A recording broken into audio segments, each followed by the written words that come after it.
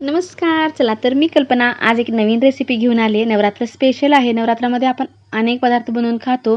पण हा पदार्थ तुम्ही 8 दिवसाकरता बनवून जर ठेवला, तर अगदी आरामात जाता येता सुद्धा खाऊ शकतो. चटपटीत लहान भुकेसाठी आरामात खाण्यासाठी अगदी छान रेसिपी आहे. तुम्ही नक्की ट्राय करून पहा. चला तर पाहूया यासाठी काय काय साहित्य लागणार आणि ते कसं बनवायचं. ह्या ठिकाणी मी 2 बटाटे घेतलेले आहेत. आता ह्यावरची आपल्याला साल काढून घ्यायचे.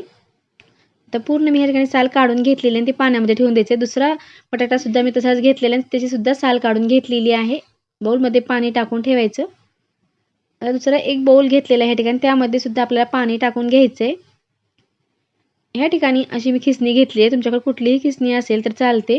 जर तुम्ही तक्कू बनवण्यासाठी आंब्याची जी खिसणी वापरतो ती घेतलं तरी चालते. ह्या ठिकाणी माझ्याकडे अशी आहे म्हणून मी ही खिसणी असा खिस टाकून घेतलेला आहे.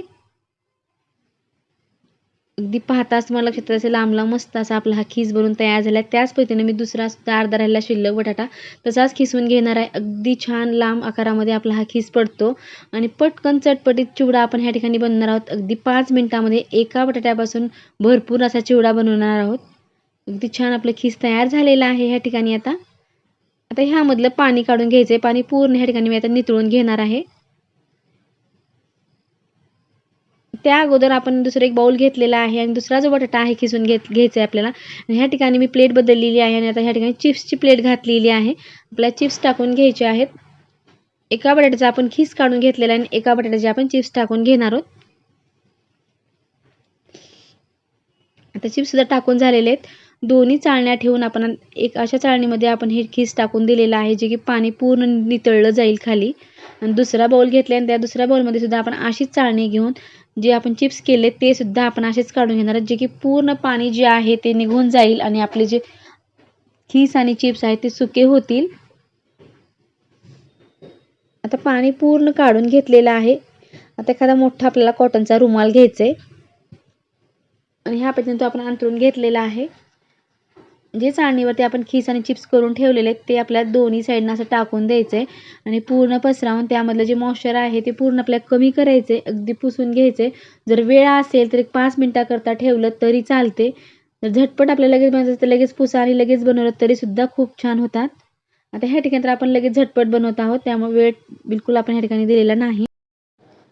आता ह्या साईडनं आपण असं रुमाल वरतून टाकून स्वच्छ पुसून घ्यायचं आहे, जे की ओलसरपणा बिलकुल राहणार नाही. जे मधलं मॉइश्चर आहे ते पूर्ण कमी होईल त्या पद्धतीने आपण ह्या ठिकाणी पुसून घेतलेलं आहे आणि सुकं एकदम कोरडा असं आपण हे करून घेत आहोत. ह्या ठिकाणी गॅसवरती आता कढई ठेवलेली आहे. तेल टाकून घेतलेलं तेल छान कडकडीत गरम करून घ्यायचे आणि ह्या साईडला ठेवलेलं आपले हे मस्त कोरडे झालेले आहेत. सुरुवातीला आपल्याला खीस टाकून घ्यायचंय. अगदी छान तेल कडकडीत गरम झालं की त्यामध्ये आपण थोड्या बॅचेसमध्ये आपण हे थोडे तळून घेणार आहोत. त्या अगोदर मी ह्या ठिकाणी 2 चमचे इतकं आपण पाणी घेतलेलं आहे आणि शेंदीलोण घेतलेलं आहे. एरवी बनवत असाल तर मीठ टाकलं तरी चालते. तेल छान कडकडीत गरम झालेलं आहे आणि आपण जे खीस बनवून घेतलाय तो टाकून दिलेला आहे. अगदी थोड्या बॅचेसमध्ये आपल्याला टाकून गॅस मिडियम ठेवून आपण ह्या ठिकाणी तळून घेणार आहोत. लो फ्लेमवर आपल्याला तळून घ्यायचं, गॅस फुल करायचा नाही. जर गॅस फुल केला तर लगेच तळतील आणि नंतर ते नरम होतील. जर गॅस मिडियम आपण ठेवून तळून घेतलं तर अगदी कुरकुरीत एक 4-5 दिवसासाठी सुद्धा हे अगदी छान अशीच कुरकुरीत राहतात.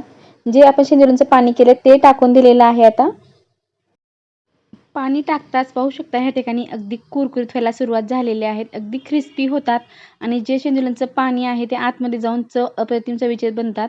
वरतून जेव्हा काढतो त्यावेळी शेंदुरं टाकायची गरज नाही, कारण आपण पाण्यातच टाकलेलं आहे, त्यामुळे चव खूप छान आलेली असते. आता ह्या ठिकाणी गॅस मिडियम ठेवून आपण छान क्रिस्पी होईपर्यंत तळून घेतलेलं आहे. आता आपल्याला एक चाळणी घ्यायची आणि चाळणीवर टाकायचं, जे तेल असले ते तेल गळून जाईल आणि छान सुके आपले हे मस्त खीस बनवून तयार होते. आता पूर्ण खीस मी आता ह्या पद्धतीनेच तळून घेणार आहे. गॅस मिडियम ठेवून आपल्याला पूर्ण खीस आता ह्या पद्धतीने तळून घ्यायचं आहे.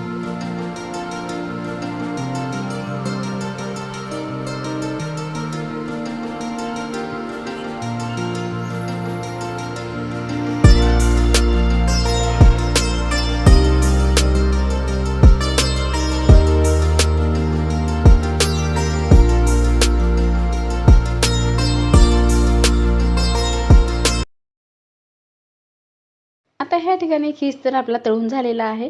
आता ह्या ठिकाणी आपण जे चिप्स बनवून ठेवलेले होते ते चिप्स आपल्याला थोडे करून तळून घ्यायचं. अगदी जसं आपण खीस तळून घेतलेला आहे त्याच पद्धतीने आपण ह्या ठिकाणी चिप्स तळून घेणार. पुढं आपल्याला आणखीन जी खीस तळून ठेवल्या त्यासाठी आणखीन आपल्याला थोडंसं त्याला चटपटीत बनवायचे. आता फटाफट आपण चिप्स तळून घेऊ. जसं की आपण शेंदुऱ्यांचं पाणी टाकलं होतं खीसवेळेस, आता सुद्धा आपण थोडंसं अर्धा चमचा इतकं पाणी टाकून घेतलेलं आणि अगदी क्रिस्पी क्रंची आपण हे चिप्स तळून घेतलेले आहेत. त्याच पद्धतीने आता मी सर्व चिप्स तळून घेणार आहे.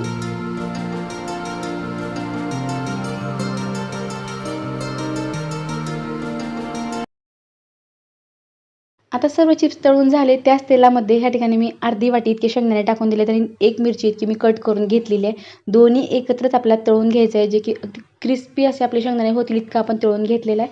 सुरुवातीला एका प्लेटमध्ये आपण जो खीस करून घेतला तो खीस टाकून द्यायचा. तुम्हाला आवाजावरून लक्षात येत असेल की किती हे क्रंची आणि क्रिस्पी बनलेत. अगदी कुरकुरीत आपले हे आपण जी शेंगदाणे आणि मिरची तळून घेतली ती वरतून टाकायचं आहे. अगदी मस्त कमी वेळामध्ये झटपट आपला खिसाचा चिवडा बनवून तयार झाला आहे. उपवासासाठी अगदी मस्त चटपटीत हा चिवडा आहे. तुम्ही नक्की ट्राय करून पहा. जे चिप्स बनवले ते सुद्धा आता आपण प्लेटमध्ये काढून घेतलेत. वरतून जर तुम्हाला हवा असेल तर थोडीशी जिरेपूड टाकली तरी चालते.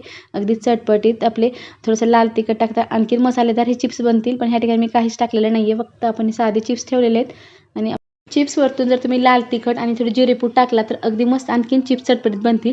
दोन्ही पदार्थ आपले तयार झालेत. तुम्हाला हे पदार्थ कसे वाटले नक्की कमेंट करून सांगा.